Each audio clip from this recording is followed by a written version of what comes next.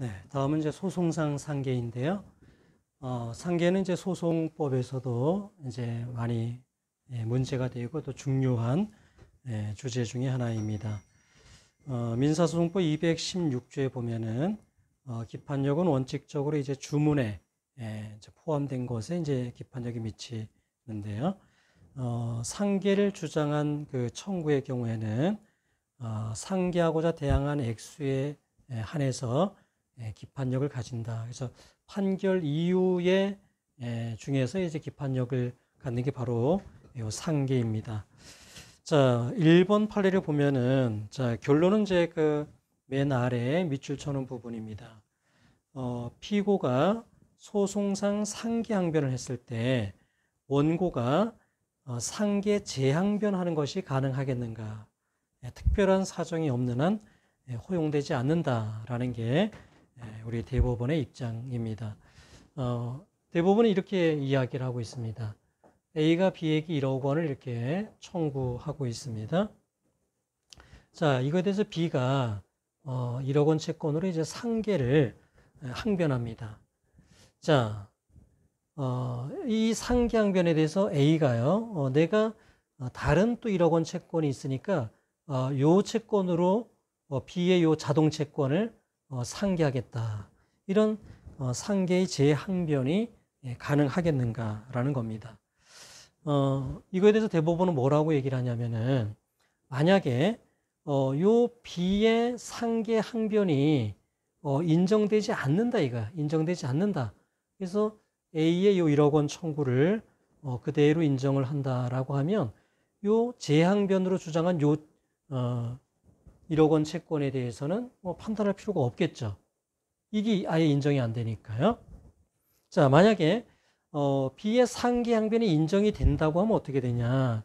그럼 이게 이렇게 소멸이 되겠죠. 그죠? 이 수동 채권, A가 지금 청구하고 있는 소송물, 이 수동 채권이 상계 항변에 의해서 이렇게 소멸이 된다 이거야.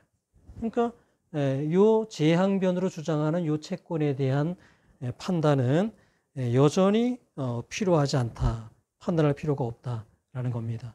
따라서 상계 항변에 대한 상계 재항변은 허용되지 않고 뭐 A의 입장에서는 1억 원 채권이 있다라고 하면 청구의 변경이라든가 별수에 의해서 구제를 받으면 될 것이다 라고 보고 있습니다.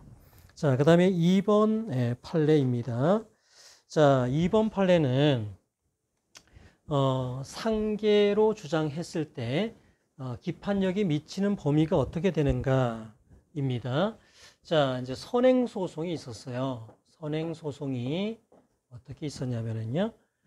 A가 B에 대해서 이렇게 2천만 원의 어떤 분배금, 뭐 동업을 했었나 봅니다. 이렇게 분배금을 지급하라. 이렇게 2천만 원을 청구했어요. 그런데 B가 상계를 주장하는데 그러니까 B가 주장하는 자동채권이 두 가지가 있습니다. 하나는 5억 원, 뭐 동업상 A에게 어떤 잘못이 있었다라고 주장을 하면서 손해배상 채권이 있다. 손해배상 채권 5억 원을 이제 주장을 하고 또 300만 원. 이거는 이제 소송 비용 확정 채권 300만 원이 있다. 그래서 이 두 가지로 이제 상계 주장을 했습니다.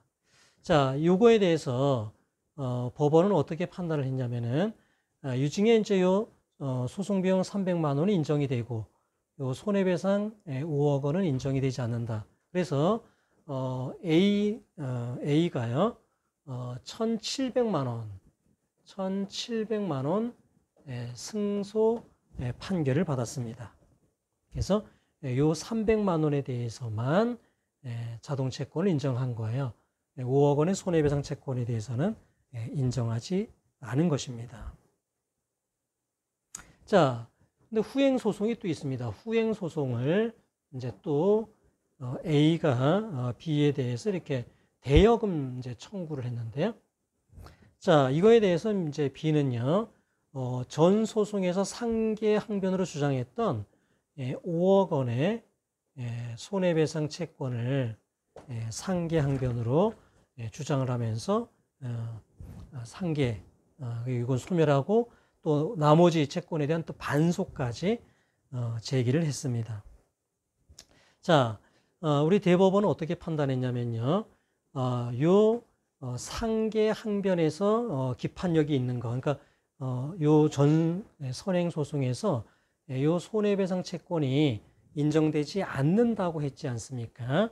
자, 그거에 대한 판단, 그것이 기판력이 미치는 범위는, 자, 만약에 B의 요 자동채권이 요 선행소송에서 최대한 인정이 됐다면 얼마까지 인정이 됐냐면 요 300만 원, 나머지 여기서 1,700만 원, 요거까지가 돼서 이게 이제 수동채권이 소멸이 됐겠죠. 상계가 돼서 소멸이 됐겠죠. 그러니까 이 B의 자동채권이 인정됐다 하더라도 요 1,700만 원 범위에서만 요 B의 요 자동채권이 인정됐을 것이다. 그래서 기판력이 미치는 범위도 거기까지다라는 겁니다.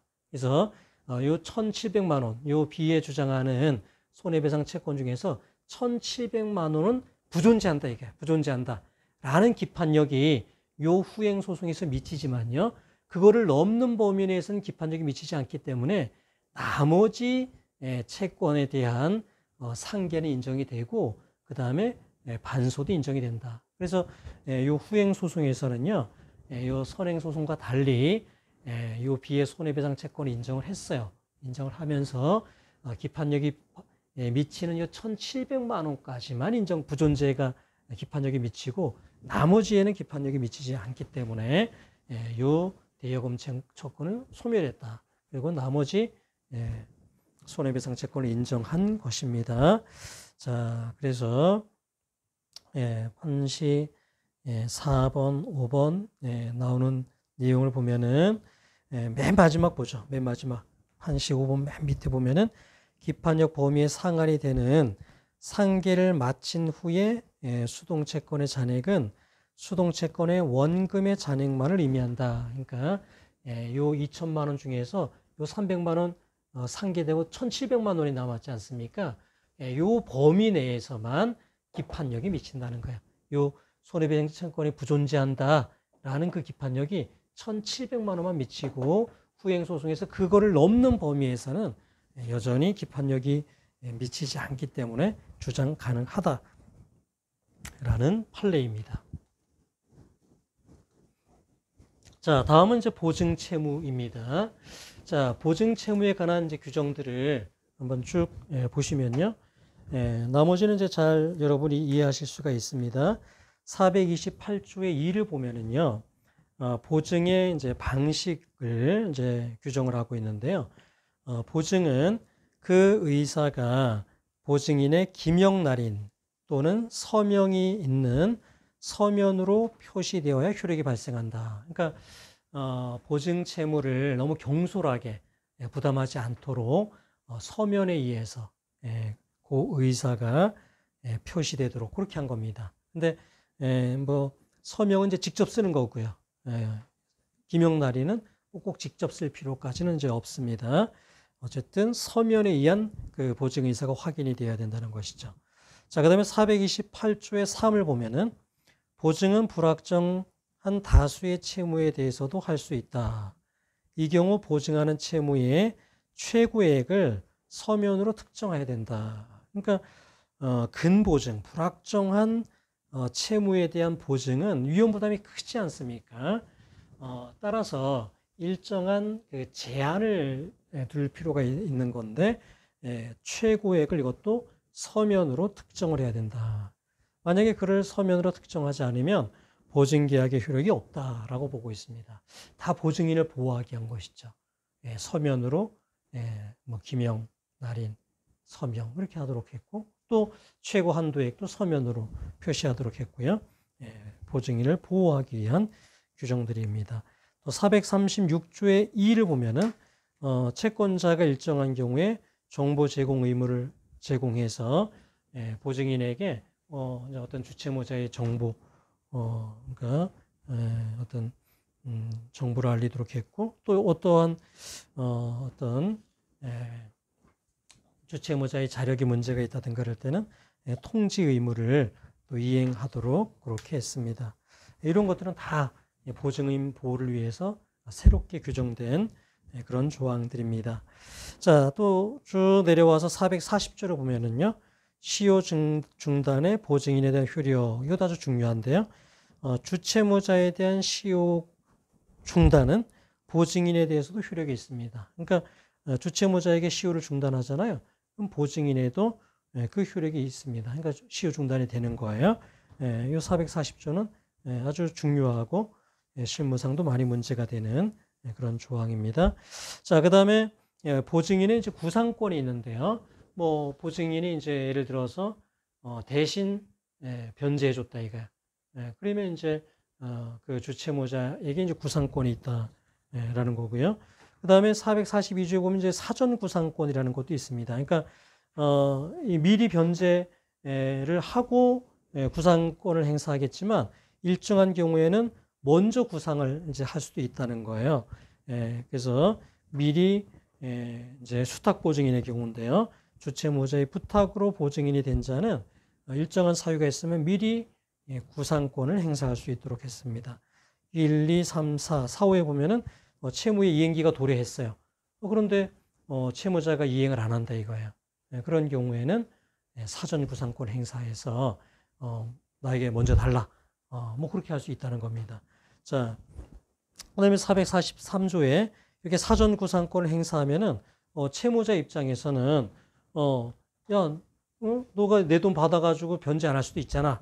나를 면책하게 하거나 담보 제공을 해라. 이렇게 담보 제공을 청구할 수 있는 권리가 있고요. 아예 보증인이 이제 그러니까 주채무자가 그냥 변제함으로써 또 배상 의무를 이제 면할 수도 있습니다. 자, 1번 판례를 보면은요. 자, 보증인을 보호하기 위한 규정들이 있었지 않습니까? 그래서 보증의사가 서명이나 기명 날인에 의해서 이제 확인이 표시가 돼야 된다고 했는데 여기서의 서명은 세 번째 줄에 보는 것처럼 직접 자신의 이름을 쓰는 것입니다. 그 다음에 기명 날인은 꼭 직접 쓸 필요는 없습니다. 타인이 이름을 쓰고 날인을 하는 방법도 무방합니다. 자, 그 다음에 판시 2번에 보면은요, 최고액을 서면으로 특정하도록 되어 있지 않습니까? 근보증에서는요, 이거는 보증인을 보호하기 위한 거예요. 보증 채무가 예상보다 굉장히 확대될 수 있지 않습니까? 그런 것들을 이제 그런 데서부터 좀 보호하기 위해서 그렇게 하고 있습니다. 그래서 최고액이 명시적으로 기재가 되어 있어야 됩니다. 자, 이 사안에서는요, 어떤 게 이제 문제가 됐냐면은, 이렇게 병이 을에 대해서 레미콘, 이제 레미콘을 이제 이렇게 사용하게 함으로써 레미콘 대금 채권을 이렇게 가지고 있습니다. 그러니까 이거는 을이 레미콘을 이용할 때마다 채무가 이제 계속 증가가 되는 것이죠. 그리고 또 일정 부분 변제하면 줄었다. 그러니까 근보증이에요. 이게 증감 변동하는 그런 채무인데 이거에 대해서 이제 갑이 이제 요 채무에 대해서 연대 보증을 한 겁니다. 두 가지가 문제가 됐는데요. 첫 번째 이제 그 연대 보증을 함에 있어서 갑 회사에 어떤 그 명판과 인감도장 날인이 갑 회사의 대표이사가 직접 한 게 아니고 어떤 대리권을 수여받은 사람이 그걸 했다 이거야.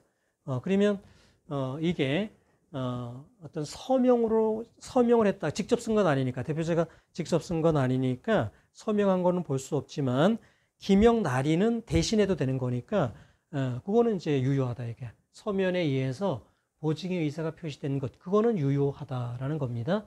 근데 문제는 이게 최고 한도를 정하지를 않았습니다.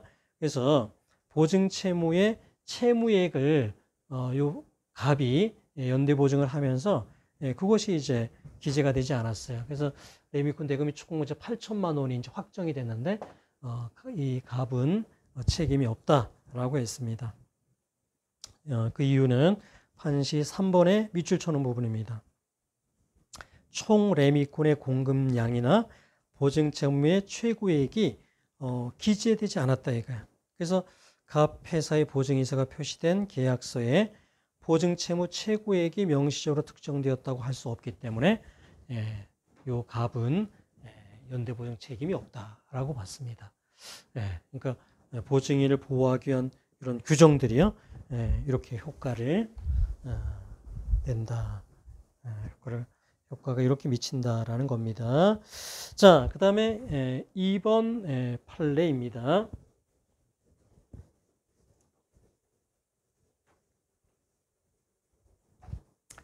자, 2번 판례는요,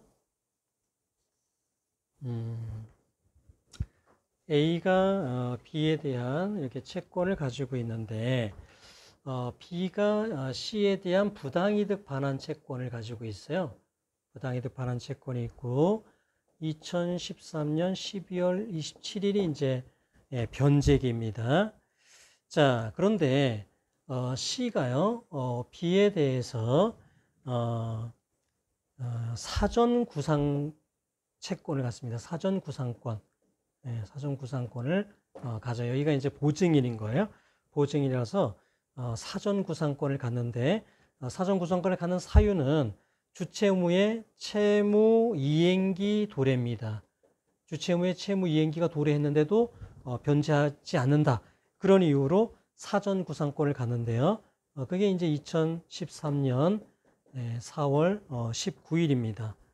자, 그리고 요 부당이득 채권에 대해서 A가요, 압류 추심 명령을 했어요. 그래서 압류의 효력이 2015년 11월 23일에 발생을 했습니다. 그리고 이제 C는요, 이게 이제 현실적으로 변제를 했어요. 대위 변제를 했어요. 그래서 구상금 채권, 구상금 채권이 2016년 9월 29일에 발생했습니다. 그래서 요 2016년 9월 29일은요, 요 구상금 채권이 발생한 날이기도 하고, 그 다음에 요 사전 구상권을 이렇게 행사하면은 B는요, 그 담보 제공해라. 너가 내 돈 받아가지고 변제 안 할 수도 있으니까 담보 제공해라. 이런 항변을 할 수 있다 그랬잖아요. 그것도 이제 이렇게 대신 변제한 이날 이제 이것도 소멸한 것이죠. 그러니까 사전 구상권이 있었는데 이 사전 구상권에 대한 항변권인 담보 제공 청구권이 이 날짜로 이제 소멸된 것이죠. 왜냐하면 아예 이제 변제를 했으니까요. C가 대위 변제를 한 것이니까요. 자, 이 경우에 자, 요 C가 요 B의 부당이득 반환 채권에 대해서 C가 상계를 할 수 있겠는가 이거야. 상계를. 자, 첫 번째 구상금 채권으로 상계를 할 수 있겠는가를 봅시다.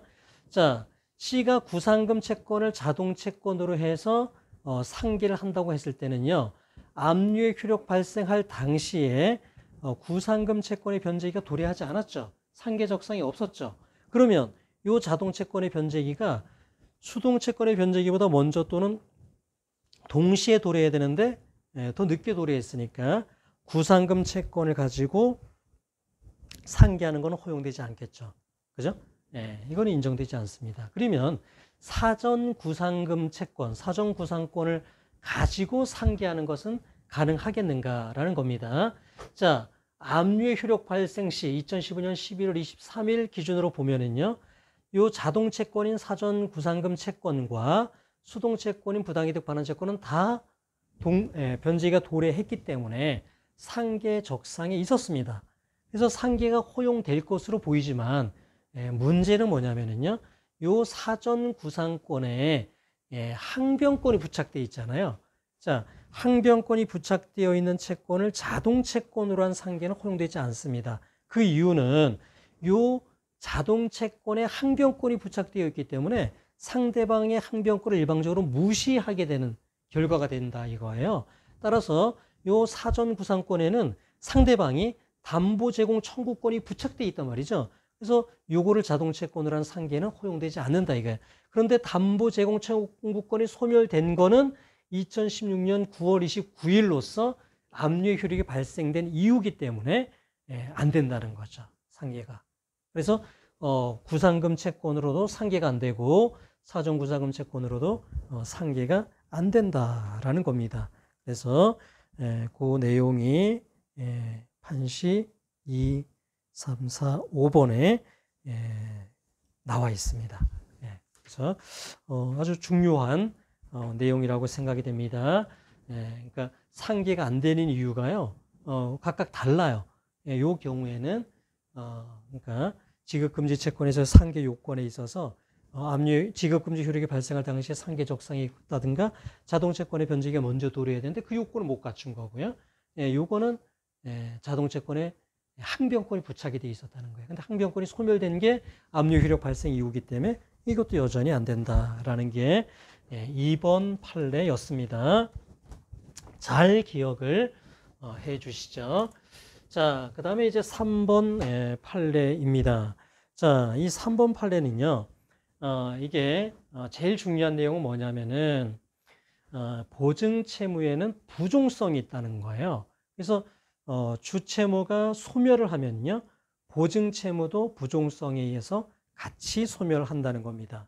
자, 만약에 주채무가요, 소멸시효가 완성이 된다 이거야. 그러면 보증채무도 같이 소멸한다는 겁니다. 주채무가 소멸시효에서 완성이 됐다면요, 보증채무도 같이 소멸한다는 거예요. 자, 보증채무에 대해서 시효 중단을 시켰어도 마찬가지입니다. 보증채무는 시효 중단이 됐어요. 그런데 주채무는 시효 중단이 안 돼서 소멸이 됐습니다. 그러면 보증채무도 같이 소멸한다. 부종성에 의해서 같이 소멸하게 된다라는 겁니다. 자, A가 B에 대해서 이제 어떤 채권을 가지고 있습니다. 여기 이제 주채무자입니다. 자, 그리고 이제 요 C가 이거에 대해서 연대 보증을 했습니다.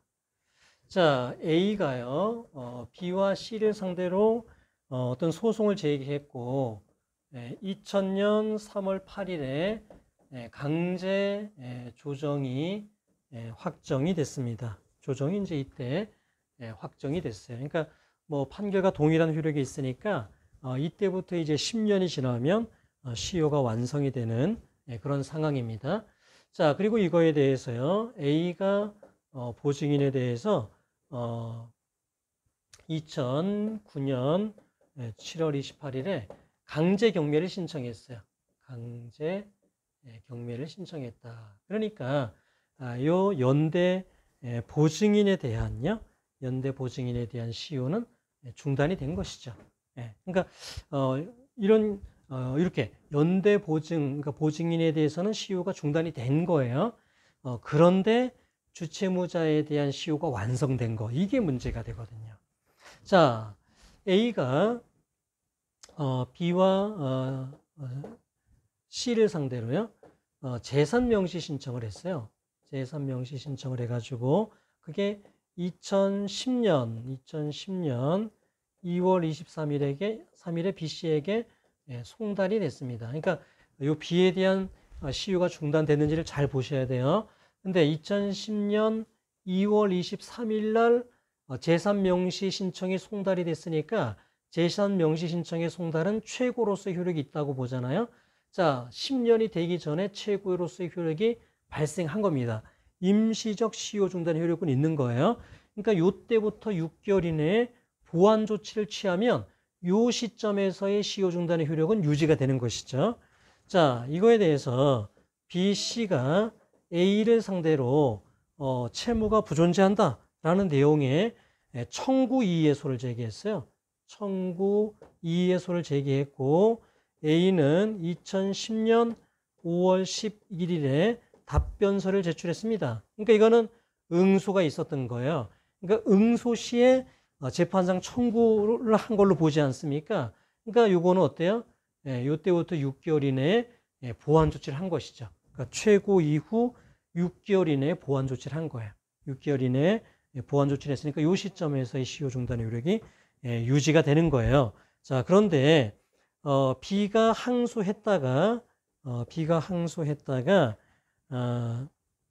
2010년 12월 3일에 A가 소취하를 했어요. 자, 그럼 어떻게 됩니까? 재판상 청구에 의해서 시효 중단이 됐다가도 소취하가 되면 어떻게 돼요? 시효 중단이 없었던 걸로 보지 않습니까? 6개월 이내에 다시 소를 제기하면 요 소취하 시의 시효 중단 효력이 유지가 되는데 이거에 대해서 B가 보완 조치를 하지 않았습니다. 다른 조치를 취하지 않았어요. 그러니까 결국 시효 중단은 없었던 것으로 보게 됩니다. 자, 답변서 한때 재판상 청구가 있었다고 보지만 소취하가 있고 6개월 이내 보완 조치를 취했으면 요 답변서 제출한 시점에서 시효 중단 효력이 유지가 된다 이거예요. 근데 전 시간에 말씀드렸지만 지금 이제 요 판례 입장이 아직 지금 상태는 명확하진 않습니다. 왜냐하면 이게 사실은 최고로서의 효력만 있잖아요. 제3명시에게 최고로서의 효과가 있고 소제기 시에 소취하가 되면 이것도 최고로서의 효과밖에 없다고 볼 수도 있거든요. 그러니까 요 소취하 이후에 보완 조치를 취했다 하더라도 요 시점에서는 이미 시효가 완성된 시점이었기 때문에 그러니까 최고를 반복한다 하더라도 마지막 보완 조치 시부터 6개월 내에 어떤 시효가 이미 끝나버렸다면은 시효는 완성됐다라고 볼 수 있거든요. 그러니까 최근 이제 그 지난 시간에 봤던 판례 중에 그런 취지의 판례가 있었기 때문에 과연 이때 보완 조치를 취했다면 시효 중단의 효력이 요때를 거꾸로 이렇게 소급해서 이때 시효 중단이 된 걸로 볼 것인지 아니면 판례가 조금 달리 볼 것인지는 사실은 명확하지는 않습니다. 그런데 어쨌든 요 사안에서는 보완 조치 자체가 없었기 때문에요. 시효가 완성됐다는 면에서는요.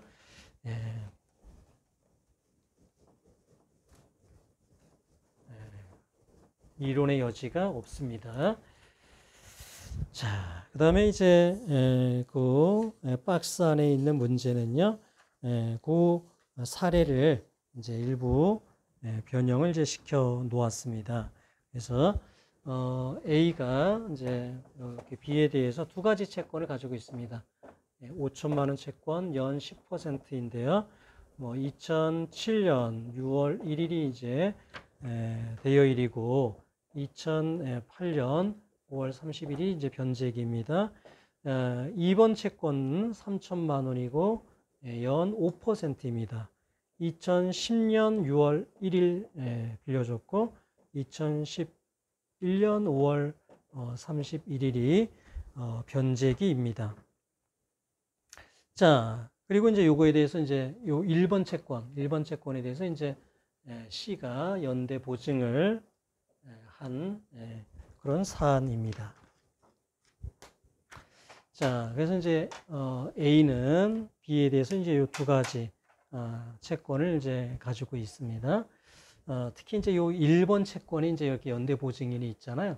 연대 보증인이 있는데 이게 연대 보증 채무는 이제 시효 중단이 됐는데 주채무에 대한 시효 중단이 이제 있었는지 이게 이제 문제가 된 그런 이제 사안입니다. 그래서 A가 B, C를 상대로 1차 대여금에 대한 최고를 했어요. 그게 이제 2018년 3월 5일에 이제 도달을 했는데 요 시점은요. 요때부터 10년 내다 이거예요. 10년 내다. 그래서 이건 임시적인 시효 중단은 이제 있었던 겁니다. 자, 이거에 대해서 B와 C가 A를 상대로 채무 부존재 확인 소송을 제기했어요. 채무 부존재 확인 소송을 제기했는데 A가 2018년 7월 1일에 답변서를 제출했습니다. 자, 그러면 응소 행위도 재판상 청구에 준해서 보지 않습니까? 자, 3월 5일부터 6개월 이내에 재판상 청구 보완 조치가 있었기 때문에 이 시점에서의 시효 중단의 효력은 유지가 된다라고 이제 봐야지 되겠죠. 그런데 이거에 대해서 B 씨가 2019년 2월 1일에 소취하를 했어요. 소취하를 했고 이거에 대해서 이제 그 이후에 A가 2019년 9월 1일에 강제 경매를 이제 했습니다. C 유체 동산에 강제 경매를 해서 1천만 원을 수령을 했다라는 겁니다. 자, 일단은요, 요 B, C가 소취하를 하고 후속 조치가 없었기 때문에 그 재판상 청구에 의한 시효 중단 효력은 없었던 걸로 보게 되죠. 그러니까 요 최고시에 소급해서 시효 중단 효력이 있었던 것도 없어지게 되니까 결국 소멸시효는 완성이 된 거예요. 주채무, 보증채무 다 소멸시효는 완성이 된 겁니다. 그런데 A가 시효 완성된 이후에 C에 대해서 강제 경매를 했고 1,000만 원을 수령할 때 C가 그거에 대한 이의를 제기하지 않았다는 것은 시효 이익의 포기로 볼 수 있습니다. 자, 그러면 주채무는 시효 완성이 됐습니다. 시효 완성이 됐어요. 보증채무는요, 1,000만 원 범위 내에서는 시효 이익이 포기가 됐습니다. 그러면 어떻게 되느냐? 자, 보증채무의 부종성 때문에요, 시효 이익이 포기된 1,000만 원을 제외한 나머지 범위 내에서는 여전히 보증채무도 소멸이 된다, 이게. 소멸이 된다. 따라서, 이제, 요 C는요, 주채무의 시효 완성에 의해서 보증채무가 소멸됐다라는 항변을 할 수가 있다라는 겁니다. 따라서 A는요, B와 C에게 요 1번 채권에 대한 청구를 못하는 거고 2번 채권에 대해서만 시효가 남아있기 때문에요, 2번 상대로만 청구를 할 수가 있다라는 겁니다. 그래서 답을 보면 B를 상대로만 이제 요거 2번 채권에 대해서만 청구를 한다라고 되어 있습니다.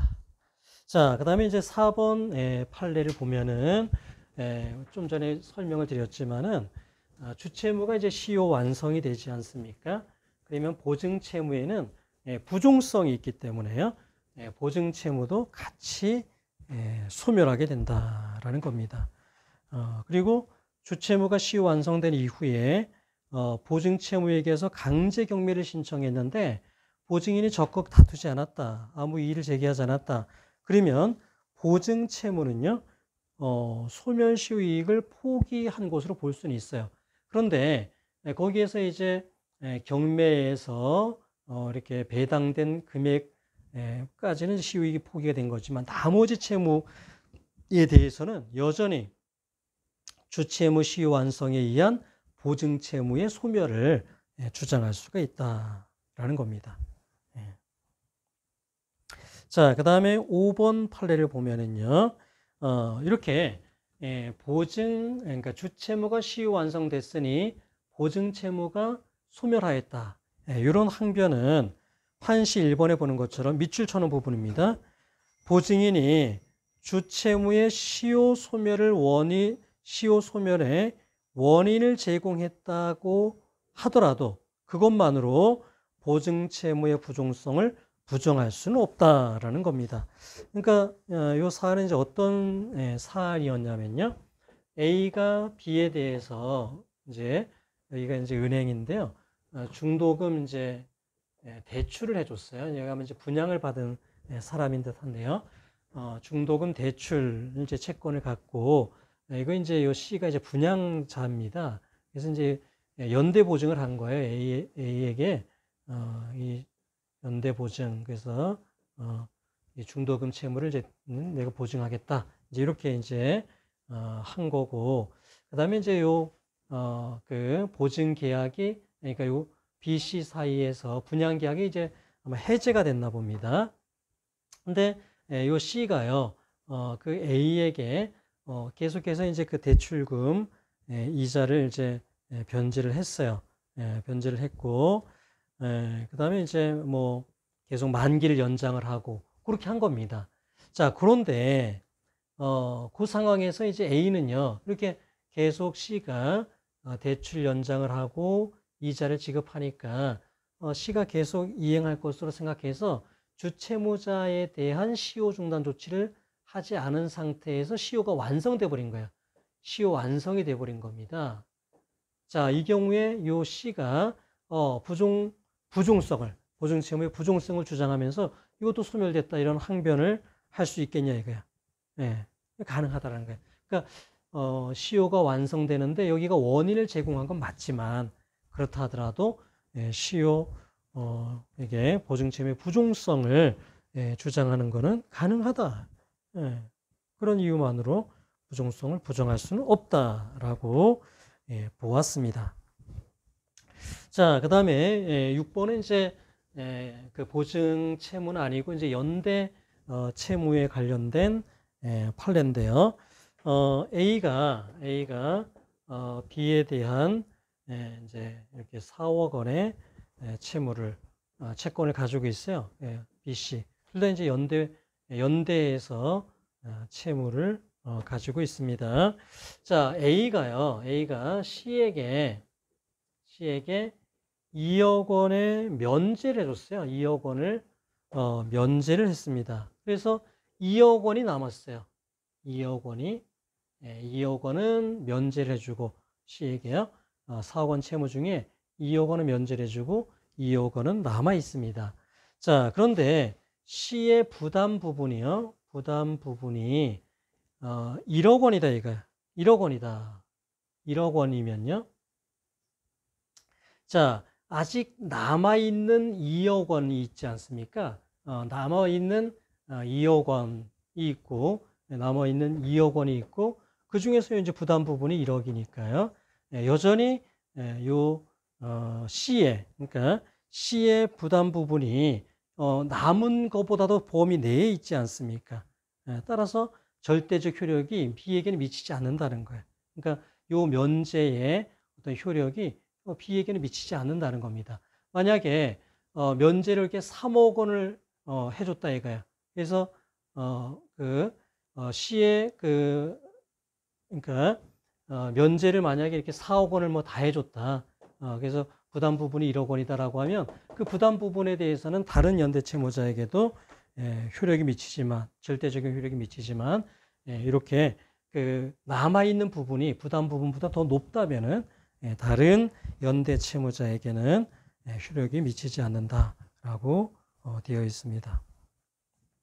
자, 그 다음에요. 7번 판례를 보면은요.